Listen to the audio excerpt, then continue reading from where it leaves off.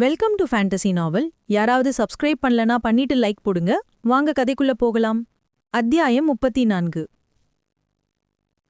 நிஷா மற்றும் சித்தார்த் இருவரும் மறைந்து கொண்டு ஒருவரை ஒருவர் அணைத்தபடி நின்று கொண்டிருப்பதை தூரத்திலிருந்து ஒரு கேமரா படமெடுத்தது.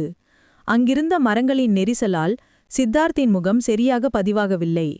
தன் மொபைலில் எடுத்த போட்டோக்களை பார்த்து கொண்டிருந்தவனுக்கு ஆச்சரியமாக இருந்தது. ஏனென்றால் அதில் நிஷாவின் முகம் நன்றாக பதிவாகியிருந்தது.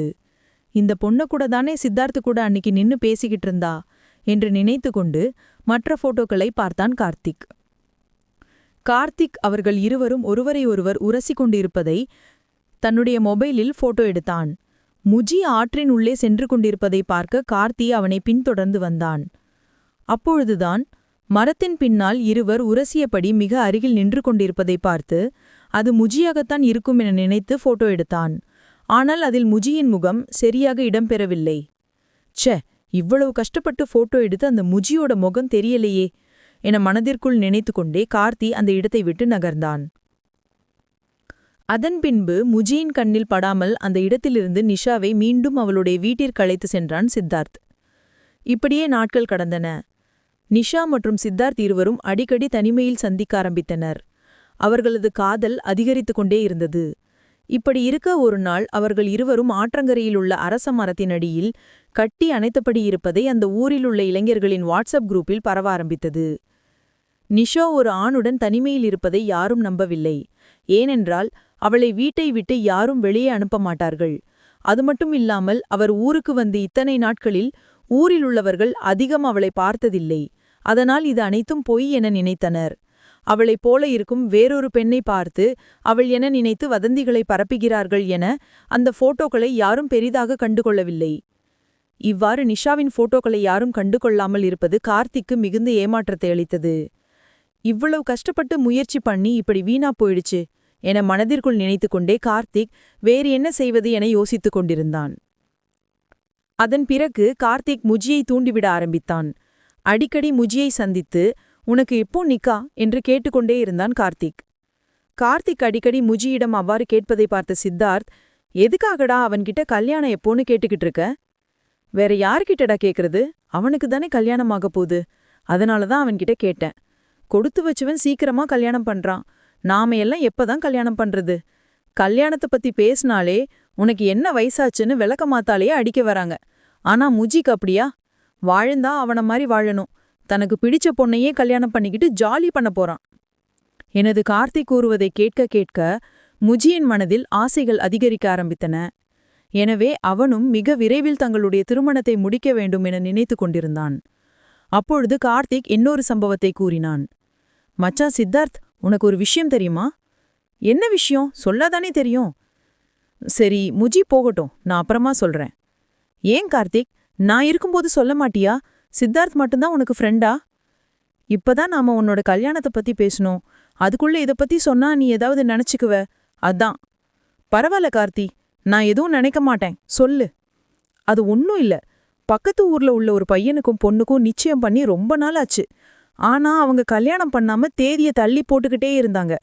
திடீர்னு பார்த்தா அந்த பொண்ணு வேற ஒருத்தவங்க கூட ஓடி போயிடுச்சு என கார்த்திக் முஜியை பயமுறுத்தும் விதமாக கூறினான். கார்த்திக் அவ்வாறு கூறியதும் முஜியின் மனம் சற்று தடுமாறியது. இதுவரை எந்த ஒரு சலனமும் இல்லாமல் அமைதியான மனதோடு இருந்தவன் தற்பொழுது பலவிதமான கோணங்களில் யோசிக்க ஆரம்பித்தான். அருகில் நின்று பேசிக் கொண்டிருந்த தன்னுடைய நண்பர்களான கார்த்திக் மற்றும் சித்தார்த் இருவரது சத்தமும் அவனது காதுகளுக்கு கேட்கவில்லை. முஜி தன்னை மறந்து கார்த்திக் கூறிய அந்த வார்த்தைகளை மீண்டும் மீண்டும் மனதிற்குள் நினைத்து கொண்டிருந்தான். முஜியின் முகமாற்றத்தையும் அவன் வேறு எதையோ நினைத்து கொண்டிருப்பதையும் பார்த்த கார்த்திக் தான் நினைத்தது போல அனைத்தும் நடக்கிறது என மகிழ்ச்சியடைந்து இதற்கு மேல் நாம் தாமதிக்காமல் அடுத்தடுத்த வேலைகளை தொடர்ந்து செய்யலாம் என நினைத்து புன்னகை கொண்டே தன் நண்பர்களிடம் வீட்டுக்கு சென்று வருகிறேன் என கூறி கார்த்திக் அந்த இடத்தை விட்டு கிளம்பினான். அதன் பிறகு தன்னுடைய வீட்டிற்கு வந்த கார்த்திக் அடுத்து என்ன செய்யலாம் என யோசித்துக் கொண்டிருக்க அப்பொழுதுதான் அவனுக்கு ஒரு ஞாபகம் வந்தது. அதாவது நிஷாவின் லேப்டாப்பை சித்தார்த் சரி செய்யும் பொழுது அதிலிருந்து பதிவு செய்யப்பட்ட அந்த ஃபோல்டர் உள்ளே என்ன இருக்கும் என யோசிக்க ஆரம்பித்தான். உடனே அவன் வேகமாக தன்னுடைய மொபைலில் இருந்த அந்த ஃபோல்டரை தன்னுடைய லேப்டாப்பிற்கு மாற்றினான். அது ஜிப் ஃபைலாக மாற்றியிருந்ததால் அதை எக்ஸ்ட்ராக்ட் செய்து தனியே எடுத்தான். அதன் பிறகு ஆர்வத்துடன் அந்த ஃபோல்டரை ஓபன் செய்து பார்த்தவன் கண்கள் ஆச்சரியத்தில் பெரிதாக விரிந்தன. அவன் முகம் முழுக்க ஏதோ ஒரு பிரகாசம் தெரிந்தது. அவன் உதடு சிரித்து கொண்டிருந்தது. அந்த லேப்டாப்பில் நிஷாவின் மாடர்ன் ட்ரெஸ் புகைப்படங்கள் நிறைய இருந்தன. அவை அனைத்தும் மிகவும் கவர்ச்சியாக இருந்தன. அந்த புகைப்படத்தில் இருப்பது நிஷாதானா என்று அவனால் கொஞ்சம் கூட நம்ப முடியவில்லை. நிஷாவின் தோழிகள் பலர் மிகவும் வசதியான வீட்டு பிள்ளைகளாக இருந்தனர். அது மட்டுமில்லாமல் அவர்களுடைய பெற்றோர்கள் எப்பொழுதும் பிசினஸ் என்று சுற்றித் திரிப்பதால் அவர்களை கண்டுகொள்ளாமல் இருந்தனர். எனவே அவர்கள் தங்களுக்கு பிடித்தது போல வாழ்ந்து கொண்டிருந்தனர். அவர்களுடன் நிஷா பழக்கம் வைத்திருந்ததால் அப்பொழுது அவர்களுடன் சேர்ந்து அவளும் தன்னுடைய உடைகளை மாற்றிக்கொண்டு ஜாலியாக உலா வருவாள். அது நாளடைவில் அவளுக்கு பழக்கமாக மாறியது. அது மட்டும் இல்லாமல் தன் தோழிகளுடன் இரவு கேளிகை விடுதிகளுக்கு செல்வது மற்றும் அவர்களுடன் சேர்ந்து மது அருந்துவது என அவளுடைய நடவடிக்கை மாறியிருந்தது. அதனை அவ்வப்பொழுது செல்ஃபி எடுத்து தன்னுடைய லேப்டாப்பில் வைத்துக் கொள்வாள். அதை அவள் பார்க்கும் பொழுதெல்லாம் அந்த தருணத்திற்குள் சென்று மகிழ்ச்சியடைவாள். அதன் பிறகு நிஷா தனக்கும் இந்த வாழ்வுக்கும் நிறைய வேற்றுமைகள் இருக்கின்றன, எனவே நாம் இதனை பின்பற்றினால் பின்னால் பெரிய விளைவுகளை சந்திக்க வேண்டும் என நினைத்து அதிலிருந்து மெல்ல மெல்ல விலகியிருந்தான். அதன் காரணமாகவே அவள் தற்போது அந்த ஊழுக்கு வந்திருந்தான். ஆனால் இங்கு வந்தும் அவளுடைய துரதிர்ஷ்டம் அவளை பின்தொடர்ந்தது. இவளை நல்ல பொண்ணு நினைச்சோம், ஆனா இவர் சரியான தில்லாங்கடியா இருப்பான் போல. நான் கூட ஒரு பொண்ணு வாழ்க்கையில இப்படி விளையாடுறோமேன்னு அப்படின்னு கொஞ்சம் வருத்தப்பட்டேன். ஆனா இப்ப அந்த வருத்தம் கொஞ்சம் கூட இல்ல என லேப்டாப்பில் பார்த்து கொண்டிருந்த நிஷாவின் புகைப்படங்களை பார்த்தபடி கார்த்திக் மனதிற்குள் நினைத்து கொண்டிருந்தான். வீட்டில் தன்னுடைய அறையில் நிம்மதியில்லாமல் நிஷா அங்கும் இங்குமாக நடந்து கொண்டிருந்தாள். ஏனென்றால் ஆற்றங்கரையில் தானும் சித்தார்த்தும் ஒன்றாக இருப்பதை யார் போட்டோ எடுத்திருப்பார்கள் என யோசித்துக் கொண்டிருந்தாள். அந்த போட்டோ அவளது மொபைலுக்கும் வந்திருந்தது. நல்ல வேளை இதில் நம்முடைய முகமும் சித்தார்த்தின் முகமும் சரியாக பதிவாகவில்லை. அப்படி பதிவாகியிருந்தால் நமது நிலை என்னவாகியிருக்கும் என பதட்டமான மனதோடு யோசித்துக் கொண்டிருந்தாள்.